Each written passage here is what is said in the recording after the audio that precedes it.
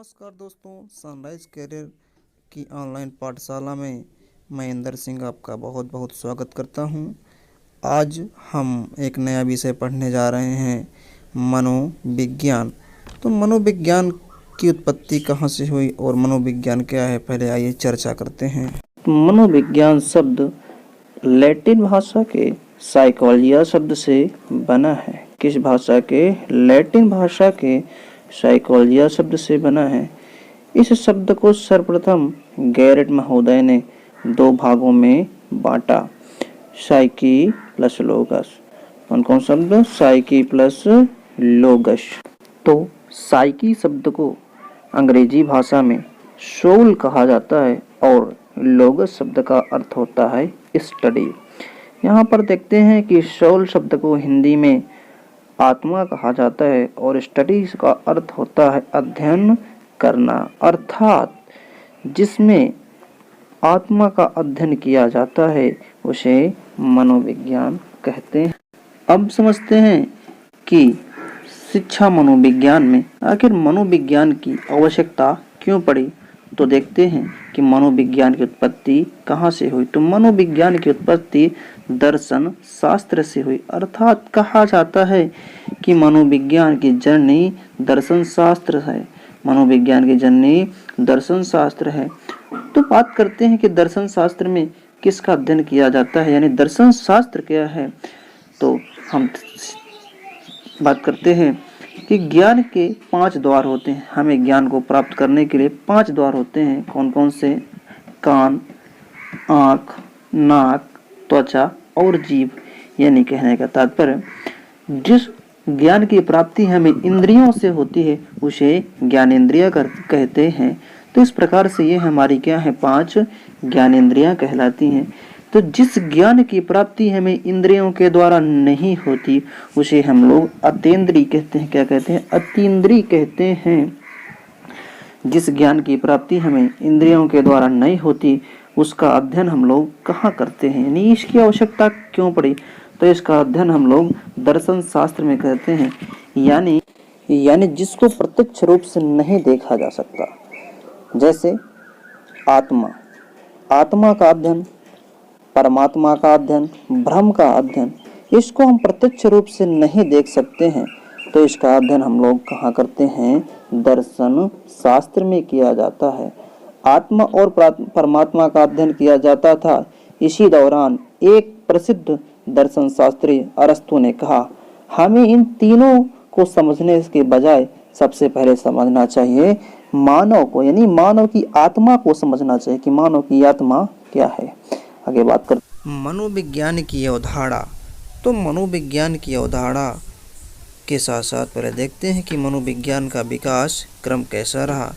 तो मनोविज्ञान का वर्तमान विकास भिन्न भिन्न स्तरों से, भिन्न भिन्न अंगों से, भिन्न भिन्न रूपों से होकर गुजरा है। तो आज हम देखते हैं कि मनोविज्ञान की अवधारणा के अंतर्गत मनोविज्ञान का विकास क्रम। तो मनोविज्ञान के विकास क्रम के अंतर्गत सबसे पहले आया आत्मा का विज्ञान, साइंस ऑफ सोल। इसके पश्चात मनोविज्ञान का दूसरा चरण आया मन या मस्तिष्क का विज्ञान, साइंस ऑफ माइंड। इसके पश्चात तीसरा चरण आया चेतना का विज्ञान सबसे, तथा जो वर्तमान समय में चल रहा है, जो विज्ञान वर्तमान समय में चल रहा है वह है व्यवहार का विज्ञान। तो आइए चर्चा करते हैं एक एक चरण के बारे में। सबसे पहले बात करते हैं आज आत्मा का विज्ञान। तो आत्मा को विज्ञान मानने वाले सबसे पहले अरस्तु थे। अरस्तु एक यूनानी दार्शनिक थे। इन्होंने आत्मा को मनोविज्ञान कहा तथा इनके कुछ समर्थक भी रहे, जैसे प्लेटो, डिकार्टे, रुडोल्फ गैल्की आदि। इन्होंने भी अरस्तु का समर्थन किया कि बिना आत्मा के शरीर नहीं चल सकता। तो अरस्तु का जो प्रमुख आधार था वह था दर्शन शास्त्र। तो आइए जानते हैं दर्शन शास्त्र में क्या है। दर्शन शास्त्र में कहा गया है कि आत्मा ही शरीर की सारी क्रियाओं का स्रोत है। यानी आत्मा जीवन का आधार है। यदि कहा जाए कि आत्मा के बिना शरीर नहीं चल सकती, तो इनके द्वारा, इनमें जो हमने कहा, पहले आपको बताया कि 5 इंद्रियां होती हैं जिनसे हमें ज्ञान की प्राप्ति होती है। इसी ज्ञान की प्राप्ति जो होती है वो हमें प्रत्यक्ष रूप से नहीं होती, अर्थात जिस ज्ञान की प्राप्ति हमें अप्रत्यक्ष रूप से होती है उसे हम लोग कहते हैं अतीन्द्रिय। मतलब इसका तात्पर्य यह है कि इनमें जो ज्ञान की प्राप्ति हमें होती है वो है अप्रत्यक्ष रूप से होती है।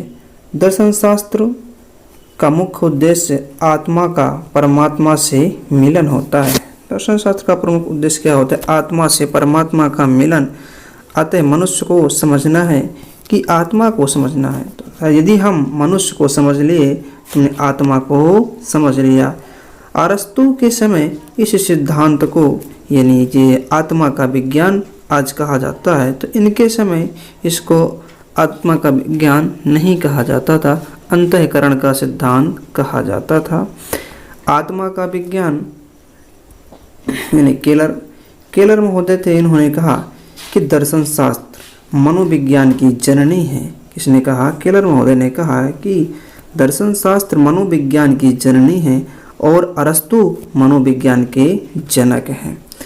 तत्पश्चात रुडोल्फ गाइकिल 1590 ईस्वी में एक पुस्तक लिखी। वह पुस्तक का नाम है साइकोलॉजिया।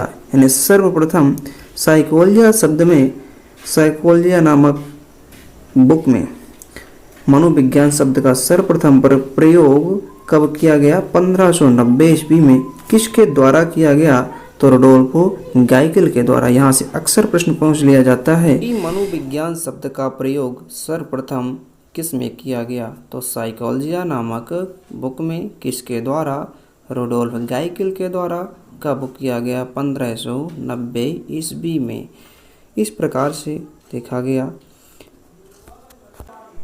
तो सर्वप्रथम गैरेट महोदय ने साइकोलॉजी शब्द को 2 भागों में बांटा। पहला शब्द है साइकी तथा दूसरा शब्द है लोगस। साइकी का अर्थ अगर देखा जाए इंग्लिश में तो इसका अर्थ होता है सोल, और लोगस का अर्थ होता है स्टडी। और यदि सोल का अर्थ हिंदी में देखा जाए तो इसका अर्थ होता है आत्मा, और लोगस का अर्थ होता है अध्ययन करना। तो कहा जाता है कि आत्मा का अध्ययन करना ही मनोविज्ञान कहलाता है। अर्थात कहा गया कि यह शरीर बिना आत्मा के नहीं चल सकता। एक देखा जाए अगर एक उदाहरण के तौर पे, कि जिस प्रकार से एक वाहन चालक होता है, एक ड्राइवर होता है, तो जब तक वह उस गाड़ी को नहीं चलाता तब तक वह गाड़ी नहीं चलती। ठीक इसी प्रकार से जब तक शरीर में आत्मा नहीं होगी, शरीर के अंदर आत्मा का विकास नहीं होगा, तब तक ये शरीर का विकास नहीं होगा। तो इसलिए कहा जाता है कि आत्मा का अध्ययन ही विज्ञान ही कहलाता है। 16वीं शताब्दी में मनोविज्ञान को आत्मा का विज्ञान कहा गया, लेकिन 16वीं शताब्दी में आत्मा का विज्ञान तो कहा गया, लेकिन कुछ विद्वानों में मतभेद था। तो 16वीं शताब्दी के समाप्त होते होते आत्मा का विज्ञान भी समाप्त हो गया, क्योंकि विज्ञान में प्रयोग किया जाता है लेकिन आत्मा पर प्रयोग नहीं किया जाता। आत्मा एक अमूर्त है, अदृश्य है, जिसको देखा नहीं जा सकता। इसलिए मनोवैज्ञानिकों ने कहा कि आत्मा एक अमूर्त है। अमूर्त मतलब जो दिखाई ना दे। तो इसका मतलब जिसके द्वारा मानव को समझना है वही अदृश्य है, तो हम कैसे इस बात को समझ सकते हैं? अर्थात जिसके बारे में समझना है, जानना है, पहचानना है वही अदृश्य है, तो हम कैसे जान सकते हैं? इसलिए 16वीं शताब्दी के समाप्त होते होते आत्मा का विज्ञान भी समाप्त हो गया। चलिए तो आगे चर्चा करते हैं। आत्मा के विज्ञान के बाद 17वीं शताब्दी में मन या मस्तिष्क के सिद्धांत का प्रतिपादन किया गया, जिसे साइंस ऑफ माइंड इस सिद्धांत को कहते हैं। इस सिद्धांत का प्रतिपादन इटली के मनोवैज्ञानिक पोम्पोनाजी के द्वारा किया गया। इनके कुछ समर्थक थे जॉन लॉक, रिचेरी, थॉमस रीड। तो पोम्पोनाजी के अनुसार कहा गया कि जो पांचों इंद्रियां होती हैं वह स्वतंत्र रूप से ज्ञान को ले जाकर मन या मस्तिष्क को देती हैं। अतः पोम्पोनाजी ने यह भी कहा कि अगर मनुष्य को समझना है तो मनुष्य को समझने से पहले उसके इंद्रियों को समझो, उसके मन को समझना जरूरी है। यहाँ पर एक चीज़ समझिएगा कि मन को मस्तिष्क भी कहा जाता है, क्योंकि भारतीय दर्शन के अनुसार मन का अर्थ होता है आत्मा, लेकिन पश्चिमी दर्शन शास्त्र के अनुसार मन का अर्थ होता है मस्तिष्क, अर्थात मस्तिष्क कहा जाता है। तो संपूर्ण मनोविज्ञान के अंदर मन का अर्थ मस्तिष्क है।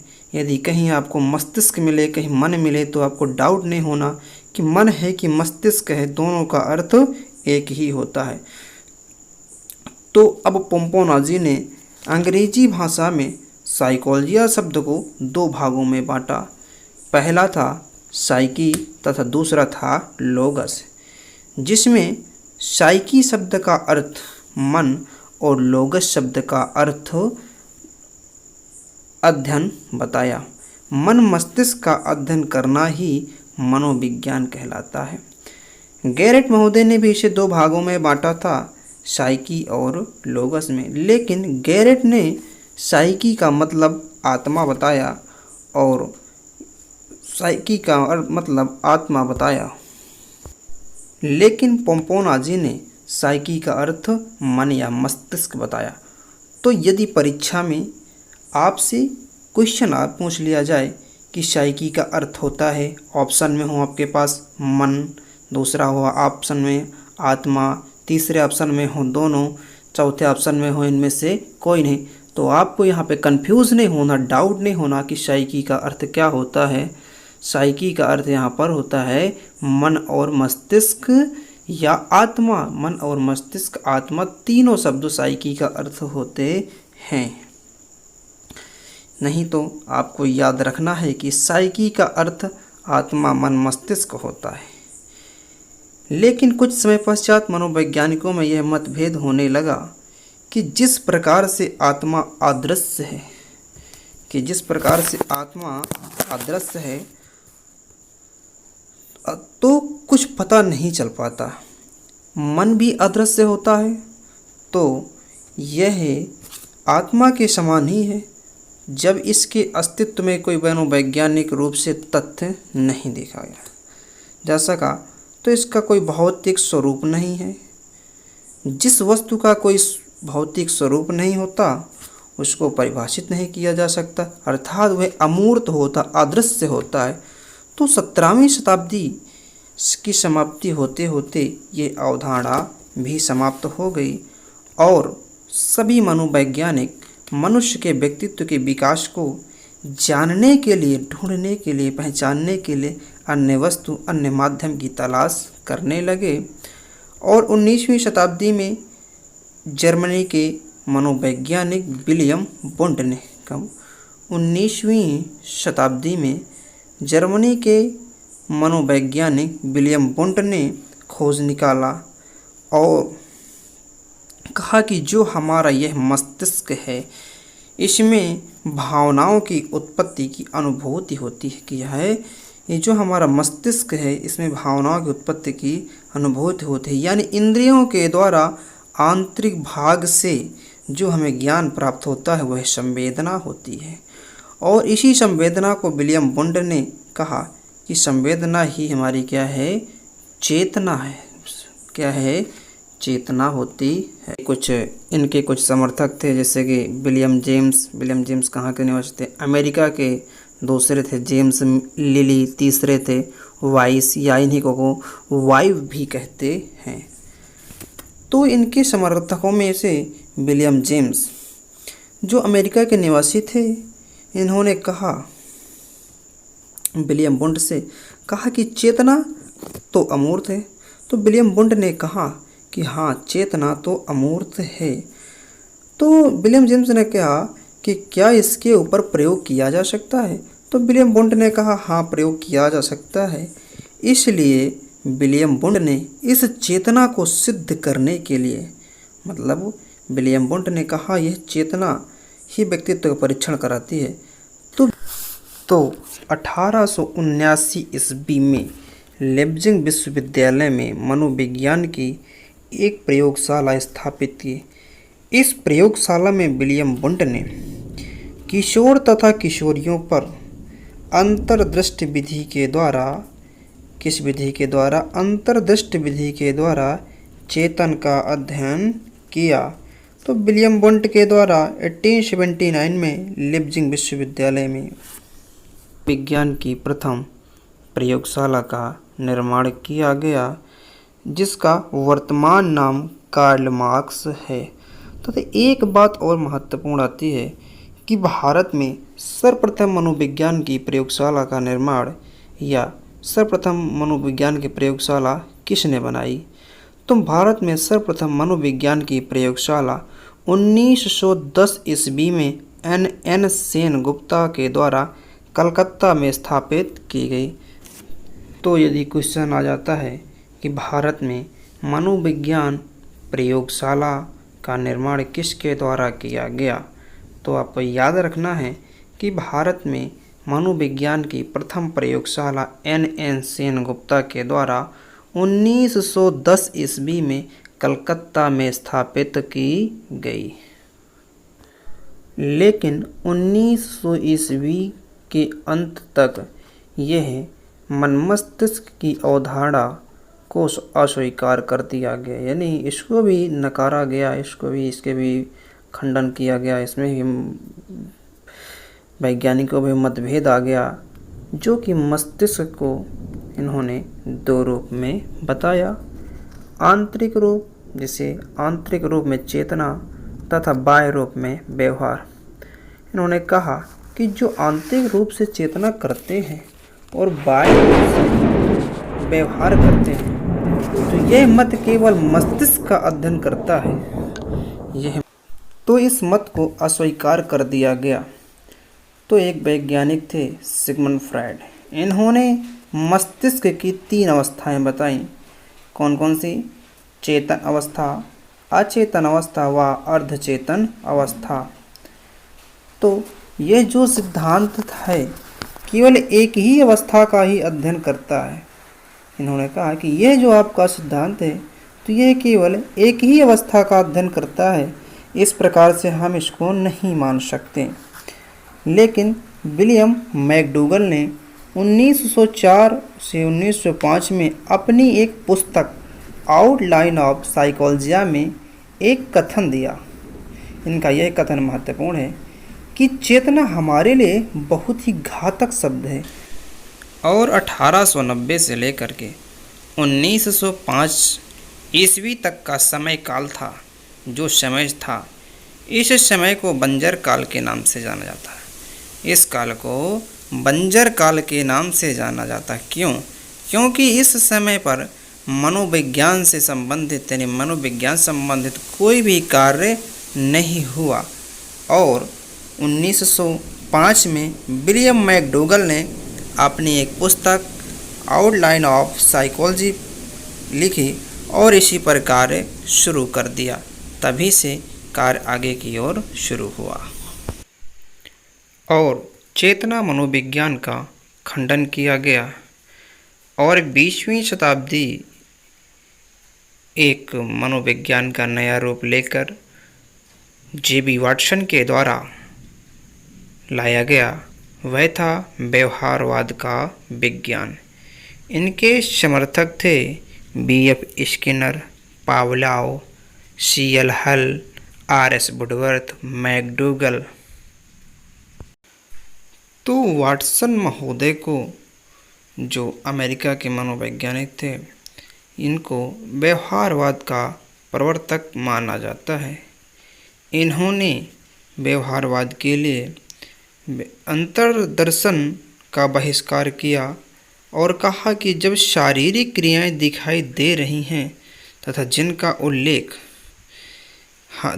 उल्लेखनीय है तथा तब चेतना का कोई स्थान नहीं होना चाहिए। अर्थात इससे कोई तात्पर्य नहीं है कि जब बालक की व्यवहारिक, शारीरिक, मानसिक रूप से, प्रत्यक्ष रूप से जब हमें दिखाई दे रहा है तो हमें उसके अंदर जाने की आवश्यकता नहीं है। अर्थात जिस कार्य को हम बाह्य रूप से देख रहे हैं, जिसमें परिवर्तन आ रहा है, बदलाव हो रहा है, बालक का विकास हो रहा है, तो उसके अंतर्निहित शक्तियों यानी अमूर्त रूप में जो है उसको देखने की आवश्यकता नहीं है।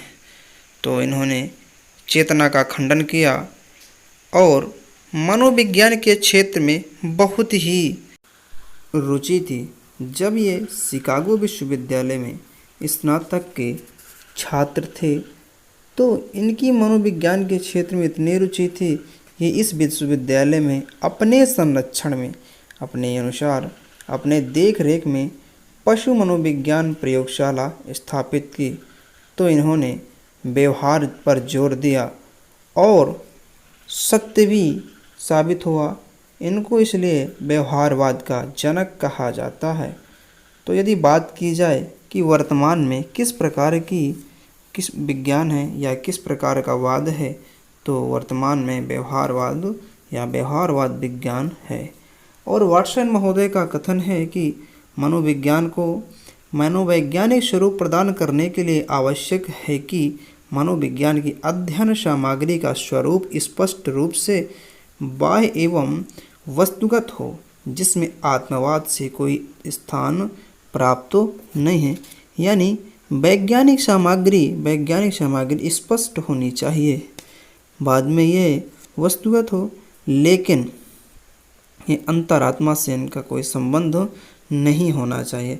ऐसा नहीं कि हमें अमूर्त रूप से जिस नहीं दिखाई दे रहा हम उस पर भी विश्वास कर लिया जाए, नहीं, जो हमें नहीं दिखाई उस पर विश्वास नहीं किया। तो इन्होंने एक एग्जाम्पल दिया कि यदि कोई चूहा किसी भूल भुलैया में दौड़ता है और तो उसे बड़ी सरलता से उसकी बाह्य अनुक्रियाओं को देखकर व्यवहार के रूप में विश्लेषण करना है। चेतना का स्वरूप आंतरिक है, जिसे वैज्ञानिक का अध्ययन का विषय नहीं बनाया जा सकता। इस प्रकार व्यवहारवादी विचारधारा में मनोवैज्ञानिक की वर्तमान की ओर एक नया मोड़ देकर कीर्तिमान स्थापित किया। पिछली सभी अवधारणाओं के बदलते क्रम में इस निष्कर्ष पर पहुंचते हैं कि मनोविज्ञान व्यवहारवाद का विज्ञान है और प्राणियों के व्यवहार का अध्ययन किया जाता है। प्राणियों को प्रभावित सभी बातों का अध्ययन इसके अंतर्गत किया जाता है। अर्थात चाहे मनुष्य हो, चाहे पशु हो, चाहे पक्षी हो, सब का अध्ययन किया जाता है। अगले कथन में आर.एस. वुडवर्थ का कथन है कि मनोविज्ञान की अवधारणा के क्रमिक विकास पर सर्वप्रथम मनोविज्ञान ने अपनी आत्मा का त्याग किया, आत्मा को छोड़ दिया, फिर मस्तिष्क का त्याग किया, अपनी आत्मा का त्याग किया, फिर इसके पश्चात चेतना का त्याग किया, चेतना खोई। अब इस प्रकार से व्यवहार के रूप में अनेक कल्पनाएं अपनाए लिया, यानी कि व्यवहार को अपना लिया गया। इसी तो विलियम मैकडूगल का इसमें क्या योगदान है? तो 1905 ईस्वी में आउटलाइन ऑफ साइकोलॉजी नामक पुस्तक लिखी। इन्होंने सर्वप्रथम इस पुस्तक में व्यवहार शब्द का प्रयोग किया, यानी व्यवहार शब्द को लेकर के आए तथा व्यवहारवाद शब्द की सबसे पहले व्याख्या विलियम मैकडूगल ने की। और वाटसन महोदय को व्यवहारवाद का जनक माना जाता है। इन्होंने 1913 में कोलंबिया विश्वविद्यालय में व्यवहारवाद को लेकर काफ़ी कुछ अध्ययन किया और व्यवहारवाद का स्थापना की। तो यदि आपसे पूछ लिया जाए कि व्यवहारवाद या व्यवहार का अध्ययन किस पर किया जाता है, तो व्यवहार का अध्ययन किस पर किया जाता है, क्वेश्चन आ जाता है आपके सामने, तो पहला नंबर है देखिए मनुष्य, दूसरा पक्षी, तीसरा पशु या सभी। तो यहाँ पर सभी होगा क्योंकि व्यवहार सब में होता, चाहे पशु हो, चाहे पक्षी हो, चाहे अन्य जीव जंतु। तो वर्तमान में जो मनोविज्ञान विस्तारित है वह है व्यवहारवाद का मनोविज्ञान, अर्थात व्यवहारवादी विचारधारा है। व्यवहारवादी मनोवैज्ञानिक विचारधारा है। इस प्रकार से व्यवहारवाद का निर्माण हुआ। चलिए अब देख लेते हैं कि अब आसानी तरीके से विकास का क्रम किस प्रकार से याद रख सकते हैं। तो ट्रिक है, आम चाव से खाएं। आ से आत्मा, मा से मन मस्तिष्क, चा से चेतना, वा से व्यवहारवाद। तो यदि आपको वीडियो पसंद आया हो तो लाइक और सब्सक्राइब करना ना भूलें।